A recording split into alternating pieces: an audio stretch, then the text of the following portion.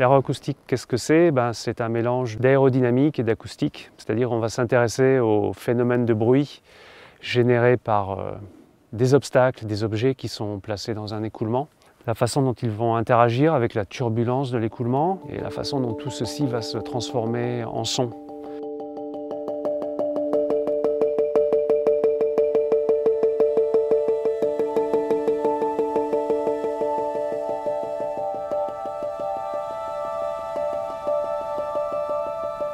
Ce son est souvent une nuisance d'un point de vue des applications.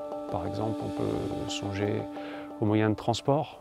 Donc les applications ici relèvent de l'aéronautique, des transports terrestres, les trains, également des bruits dans les bâtiments. Pour étudier ça d'un point de vue expérimental, on a besoin d'une soufflerie anéchoïque.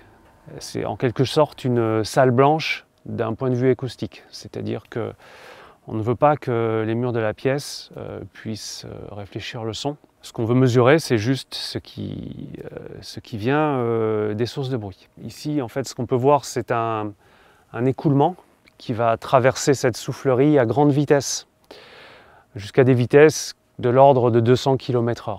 L'écoulement va sortir de cette pièce qu'on appelle un convergent. C'est un écoulement d'air, bien sûr, et donc va être ensuite récupéré par cette pièce-là qu'on appelle un collecteur. Entre les deux, eh bien, on va mettre les sources de bruit que l'on souhaite étudier.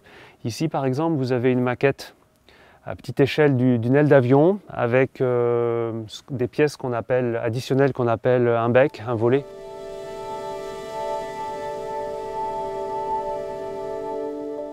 Il nous faut en fait ce qu'on appelle une antenne de microphone, c'est-à-dire un ensemble de microphones qui va entourer la source de bruit. Nous mesurons le rayonnement d'une source de bruit dans l'écoulement au moyen de ce grand nombre de microphones.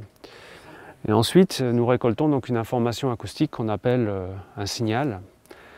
Et nous allons retourner les signaux dans le temps, c'est-à-dire on va les rejouer à l'envers, comme un film qu'on rejoue à l'envers. En utilisant le principe de retournement temporel, chaque microphone va réémettre virtuellement à l'envers sa mesure. Alors ça, c'est quelque chose qu'on ne peut pas faire en vrai, donc on va utiliser une simulation numérique. C'est là qu'interviennent les collègues spécialistes de la simulation numérique.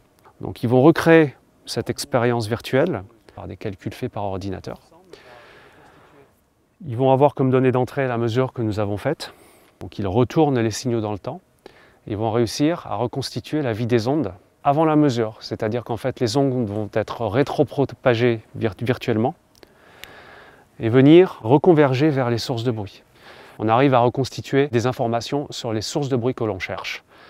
Les endroits dans notre obstacle qui sont à l'origine des émissions sonores, les niveaux de bruit, les fréquences, est-ce que c'est grave, est-ce que c'est aigu, la directivité, dans quelle direction ça va partir. Voilà, toutes sortes de choses que l'on recherche pour faire ensuite, pour améliorer le bruit émis par ces obstacles.